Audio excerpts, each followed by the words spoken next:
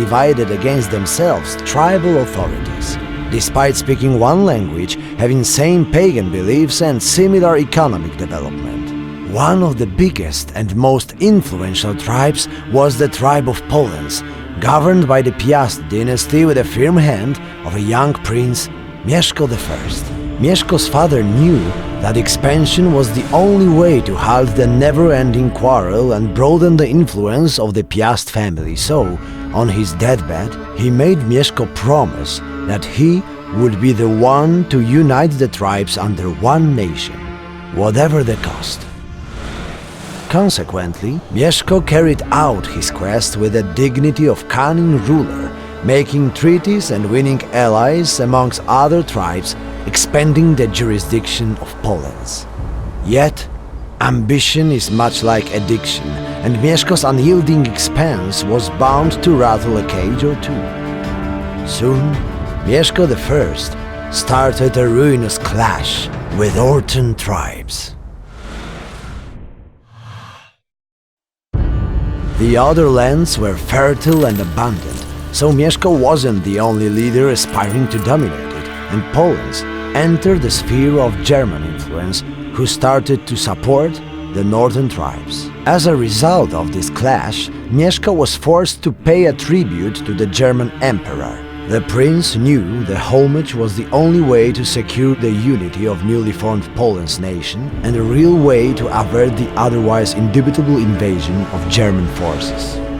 Mieszko knew the tribute was crippling the Poland's economy and was just a quick fix for the big problem of a young nation stuck between powerful nations. The pagan Polans were considered heathens, what gave the progressive West a political mandate for edification. Mieszko figured that the formidable ally will give his people protectorate and promptly started a diplomatic relationship with Bohemian ruler Bolesław I. As a result of these negotiations, Mieszko was to renounce his pagan ways and marry Bolesław's daughter Dobrawa in exchange for latitude in dealings with the northern tribes. In order to secure the deal, Princess Dobrawa was sent to meet her future husband. And alongside her entourage, I, a humble monk, as a part of Christianizing mission of the Poland state. However, as the negotiations only just began, the boiling north realized that there will be no better time to attack. Under the banner of an outlaw German Count Wichmann, who wanted a share of the other lands as well, the tribes rushed Mieszko's lands. Mieszko was fully aware of the gravity of his decisions. The Poland state was still under fire of German forces that used Christianization as an excuse for its forays. Dobrawa's mission was to convince Mieszko of Christian ways. To make it short, and only due to my responsibilities as a chronicler, I must mention that her charm was enough for the prince to rebuff his 7 pagan wives. The decision seemed simple enough. On a cold morning of 966, Mieszko I was baptized. As a Christian, Mieszko could finally secure the territory of an acknowledged Polish nation.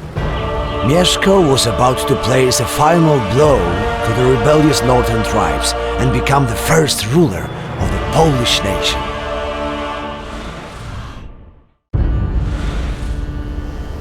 Wichmann's death was not only satisfactory for Mieszko due to personal reasons, most importantly, the success in the north strengthened the newly brewed alliance between Poland and Bohemia, proving Mieszko's choices right. What is more, through the adaptation of Christianity, Poland were no longer in danger of invasions for the purpose of Christianization. The baptism sparked the development of education and culture through clergy, as well as an improvement in the state of administration and diplomacy. Appropriately, Poland started paying a tribute to the Pope, as now it has become a part of a greater European family. Mieszko's family also grew, as Dobrawa gave him a strong heir, Bolesław, named after her father. Despite Mieszko's efforts, however, the troubles did not end. Mieszko's brother himself reported of a problem in the west. one of the conquered tribes asked the German nobleman Margrave Hodon for help in exchange for their serfdom. This arbitrary action, without emperor's consent, sparked not only a rebellion, but a full-blown invasion of German forces on Poland. While Czcibor was busy slowing down Hodon's armies, Mieszko sought refuge in outpost of Cedynia. Surprisingly enough, Mieszko did not seem troubled by the outcome of the mission. Quite the contrary, Mieszko's plan was to stage retreat and bait Hodon's forces to attack on the outpost, where he could hold his ground against much more assailants than in the open field. As his troops prepared for the defense, Mieszko's brother, Czcibor, got his best warriors ready to flank Hodon's forces. Czcibor's mission was to target the best knights in Hodon's army in order to disrupt its ranks and wreak havoc amongst the infantry.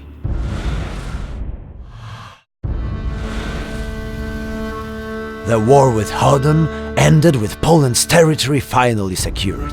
However, Mieszko and Hodon no longer conduct solely on their own behalf. As a part of a Christian union, they've been called to the imperial diet in Quedlinburg, where they were to face the judgment of the Emperor Otto I. Otto I mediated the truce between Hodon and Mieszko. Mieszko held the dependency of the western territories, but the prince was also obliged to send Bolesław as a hostage to the imperial court, despite Hodon being an instigator in this quarrel. Little they knew, experience gathered by young Bolesław will help him become the first king of Poland that will not only cement Poland's position in Europe, but expand its influence even further. Nevertheless, due to Mieszko's policy, conquest and diplomacy, Slavic tribes in Central Europe were united. The prince is considered a founder of Poland, and the Piast dynasty ruled over and expanded the country's territory, becoming one of the most powerful nations in Europe. When my grandfather, Mieszko, died in 992 AD, Poland was divided among his sons. My father, Bolesław I, said it was ironic, as my grandfather's wish was to unite the tribes under one banner, and felt his testament may be lost to a brotherly quarrel instead. As my father was Mieszko's firstborn, he felt it was his rightful destiny to rule Poland. To achieve this, he fought and defeated his own stepbrothers and exiled them, assuring Poland's unity and his rule. As a young child, Bolesław was held as a peacetime hostage by a German court, where he learned the ropes in leadership and knighthood. Among the many patrons he met in his time there was Otto III, the young Holy Roman Emperor. My father personally invited Otto to come to Poland only once his power had been consolidated. During one of the many sumptuous feasts, Otto shared his lifelong dream, a Roman Empire restored as a federation, with Bolesław crowned the ruler of Poland.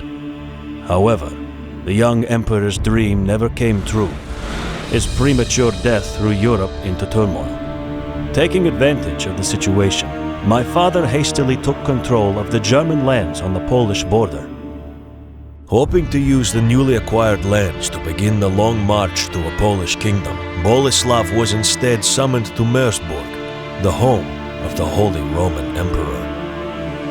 There he met the newly crowned Henrik II, whom he hoped would give him his crown, promised by Otto. Instead, my father's ambitions were stripped away, and his newly conquered borderlands became a part of nothing but a fiefdom. But, as happens with intrigues, that meeting was just smoke and mirrors. As Bolesław was returning to Poland, he was ambushed by bandits. He suspected his attackers were sent by Henrik. That was too much for him. Not being known for his patience or an even temper, he promised if Henrik wanted war, he'd give him war. 16 years have passed since that promise. Henrik II has today gathered the largest invasion force Poland has ever seen and is making his way to the Gorge of Niemcia. It was I, Mieszko, second of his name, and Boleslav's son, who has been tasked to hold the line, by whatever means necessary.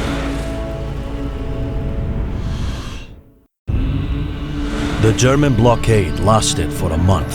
They tried to break our line with siege weapons and by burning the nearby settlements to ash. Still, I never opened the gates as I awaited my father's arrival. When his banner finally loomed over the horizon, I smiled, knowing his succor would be bloody and that Henrik would remember that. While we held out against the Germans, my father had been busy assuring Henrik's doom.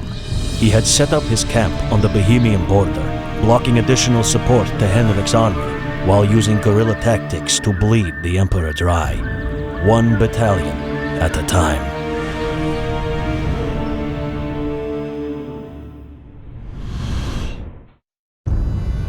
Eventually, Henrik's anger capitulated. My father and I felt we had reached the limit of our war and should sheathe our swords, simply not to go mad. Well, that was the polite way to tell the Emperor he'd lost. A peace treaty was signed in Bujizin in 1018.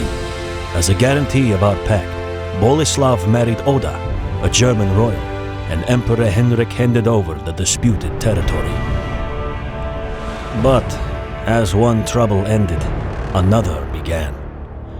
One of my sisters had been kidnapped by the self-appointed ruler of Kiev, the Crown Prince Yaroslav. The city of Kiev was known throughout Europe for its riches, so it wasn't hard for my father to convince Henrik, our now ally, to aid him in his quest. The Emperor's troops soon joined our forces as we made our way towards the Bug River, where Yaroslav's first line of defense awaited our arrival. At that time, my father was known for losing his temper. I guess this rumor reached Yaroslav too late. He never suspected such mockery would drive my father to personally cross the river and cut out the tongues of his hecklers. Soon, the river turned red, and Yaroslav tucked his tail and ran like a coward back to Kiev. We pursued him, leaving no gourd or settlement in our wake. Not until Yaroslav put forward his most fearsome mercenaries, the Varangans, were we driven to a halt. My father knew that even with all the forces we had, we could only defeat Yaroslav's mercenaries through surprise and stealth. I was sent to the most narrow neck of the Dnieper River to stop the arriving Varangans and their Drakkar ships from reaching Kiev.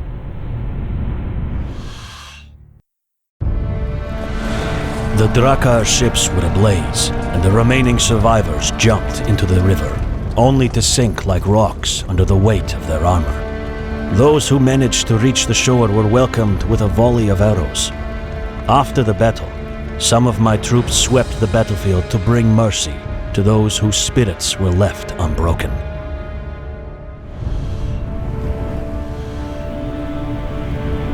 As soon as the Varangans were dealt with, I sent a messenger to my father. The road to Kiev was secured, and Yaroslav city was ready for the taking. I soon followed, knowing my father would not waste a moment more to storm the gates of Kiev.